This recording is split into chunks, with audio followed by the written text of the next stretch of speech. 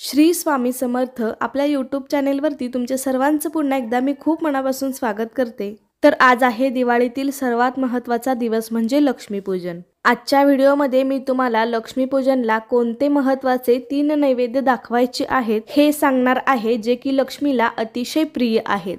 आपण लक्ष्मीला प्रिय असलेल्या पदार्थांचा नैवेद्य दाखवला तर लक्ष्मी सुद्धा आपल्यावरती प्रसन्न होते। नैवेद्याशिवाय कोणतीही पूजा पूर्ण होत नाही। रोजची देवपूजा सुद्धा नैवेद्याशिवाय अपूर्णच असते। त्यामुळे आपण रोजची देवपूजा जरी झाली तरी साखरेचा किंवा खडी साखरेचा नैवेद्य तरी दाखवतच असतो, पण आजच्या दिवशी मात्र आपल्याला लक्ष्मीला विशेष असा नैवेद्य दाखवायचा आहे। आजच्या दिवशी आपण जे महत्त्वाचे 3 नैवेद्य लक्ष्मी मातेला दाखवणार आहोत ते लक्ष्मीच्या अतिशय आवडीचे आहेत, त्यामुळे आज आपल्याला ते दाखवायचे आहेत। त्याचं अनन्यसाधारण असं महत्त्व आहे। लक्ष्मी पूजन करून झाल्यावरती आपल्याला शेवटी नैवेद्य दाखवायचा असतो। त्यामधील सगळ्यात पहिला आणि महत्त्वाचा नैवेद्य म्हणजे लाह्या आणि बत्तासे। तर या दिवशी तुम्हाला लाह्या आणि बत्तासे बाजारामध्ये अगदी सहज मिळून जातात, ते तुम्हाला या दिवशी आणायचेच आहेत। हे नैवेद्यामध्ये आज असलेच पाहिजेत, कारण ह्या 2 वस्तू लाह्या आणि बत्तासे हे लक्ष्मीला अत्यंत प्रिय आहेत। त्यामुळे सगळ्यात पहिला मान, सगळ्यात पहिला नैवेद्य आपल्याला हा दाखवायचा आहे। बाजारात असे सजवलेले सुगड मिळतात, तर यामध्ये भरून तुम्ही लाह्या आणि बत्तासे ठेवू शकता किंवा मग वाटीमध्ये जरी ठेवलं तरी सुद्धा चालू शकेल। शेवटी श्रद्धा महत्त्वाची आहे, पण हा नैवेद्य तुम्हाला दाखवायचाच आहे। बाकी तुम्ही किती मिठाया ठेवताय, काय ठेवताय याला काहीच महत्त्व नाही, इतकं आज महत्त्व या लाह्या बत्तासांना असतं। त्यामुळे आज याचा नैवेद्य या पूजेमध्ये दाखवायचा आणि त्यानंतर आपण जे काही पूजेमध्ये मांडलेलं आहे सर्व देवी देवता, कलश, जे काही सोने दागिने, तर यावरती केरसुनीवरती सगळ्या थोड्या थोड्या लाह्या आणि बत्तासे वाहायच्या। दुसरी गोष्ट म्हणजे अनारसे। अनारसे सुद्धा या नैवेद्यामध्ये खूप महत्त्वाचे आहेत। तुम्ही जर बनवले असतील तर अतिशय उत्तम, किंवा बाजारामध्ये तयार पीठ सुद्धा मिळतं। तर आजच्या दिवशी सगळ्यांनाच घाई गडबड असते, त्यामुळे फक्त 5 जरी अनारसे देवापुरते बनवले तरी पण चालू शकतील। पण शक्य असेल तर या दिवशी अनारसे बनवून त्याचा नैवेद्य लक्ष्मीला दाखवायलाच हवा। अनारसा हा लक्ष्मीप्रिय आहे, कुबेरप्रिय आहे, गणपतीप्रिय आहे। त्यामुळे या नैवेद्याचं आजच्या दिवशी खूप जास्त महत्त्व असतं। त्यामुळे आजच्या दिवशी अनारसे, लाह्या, बत्तासे यांना तरी खूप जास्त महत्त्व असतं। त्यानंतर बघा, आपण कोणत्याही लक्ष्मीपूजनामध्ये याचा नैवेद्य दाखवला जातो तो म्हणजे खीर।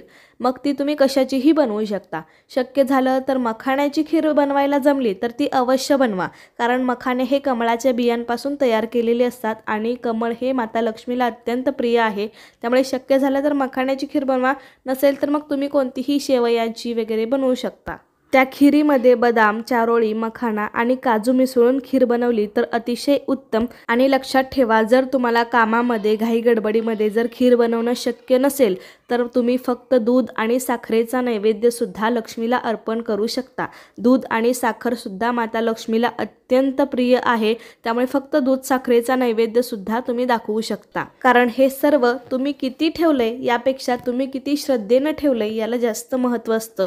लक्ष्मीला मनापासून प्रार्थना करा की हे माता लक्ष्मी, तू आमच्या घरामध्ये अखंड वास कर। तुझे वास्तव्य आमच्या घरामध्ये राहण्यासाठी आम्हाला जमेल तेवढे आम्ही करू। आमच्याकडून कळत नकळत काही चूक भूल झाली असेल तर आम्हाला मनापासून माफ कर, अशी मनापासून प्रार्थना करावी। तसेच या सर्व नैवेद्यांबरोबर अनेक ठिकाणी वेगवेगळ्या पदार्थांचा देखील नैवेद्य केला जातो, जसे की महानैवेद्य पुरणपोळी असेल किंवा खीरपुरी असेल किंवा अनेक वेगवेगळे पदार्थ बनवले असतील तर याचा सुद्धा महानैवेद्य म्हणून आपण लक्ष्मीला दाखवायचा आहे।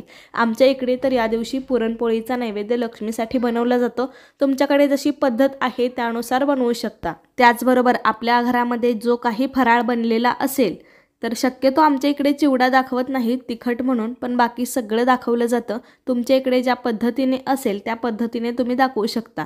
जो फराळ आपल्या घरामध्ये बनलेला असेल त्याचा सगळा नैवेद्य सुद्धा आपण या लक्ष्मी पूजनामध्ये दाखवायचा आहे। तसेच अनेक जण या पूजेमध्ये मिठाईचा सुद्धा नैवेद्य दाखवतात, तर शक्यतो पांढरी मिठाई तुम्ही नैवेद्यासाठी वापरू शकता। या दिवशी पांढऱ्या मिठाईचा नैवेद्य आपल्याला दाखवायचा आहे, जसे की पांढरे पेढे असेल, पांढरी बर्फी असेल, पांढरा कलाकंद, काजू कतली, अशा प्रकारे तुम्ही जर मिठाईचा नैवेद्य दाखवणार असाल तर मग पांढऱ्या मिठाई या पूजेमध्ये तुम्ही ठेवू शकता। तसेच ड्रायफ्रुट्स म्हणजे सुकामेवासुद्धा आपण या पूजेमध्ये ठेवतच असतो. आपल्याला जेवढं या दिवशी करणं शक्य असेल तेवढं सगळं करावं, कारण आपल्या घरामध्ये जेवढं काही धनधान्य, संपत्ती, सुख, समाधान, ऐश्वर्य हे सर्व काही लक्ष्मीमुळेच आहे. ही सर्व काही लक्ष्मीच असते आणि ती भरभरून अजून आपल्याकडे यावी, आपल्या घरातील लक्ष्मी कायम टिकून राहावी यासाठी आपण लक्ष्मी मातेला सर्व काही अर्पण करायचं आहे. पण मी एक सांगेन, तुम्हाला जमेल तेवढं नक्कीच करा. शेवटी श्रद्धा महत्त्वाची आहे. आपण हे सगळं खूप मनापासून करायचं आहे, कारण तुम्ही किती मांडलंय, किती ठेवलंय याला काहीच महत्त्व नसतं. फक्त साधं दूध, साखर, खडीसाखर जरी ठेवलं तरी खूप मनोभावे ठेवा, याचं फळ तुम्हाला नक्कीच मिळेल. तर आजच्या व्हिडिओमध्ये मी तुम्हाला नैवेद्याविषयी बरीच माहिती देण्याचा प्रयत्न केला आहे. कसा वाटला तुम्हाला माझा आजचा व्हिडिओ मला नक्की सांगा. आवडला असेल तर लाईक, शेअर, सबस्क्राईब करायला विसरू नका. धन्यवाद.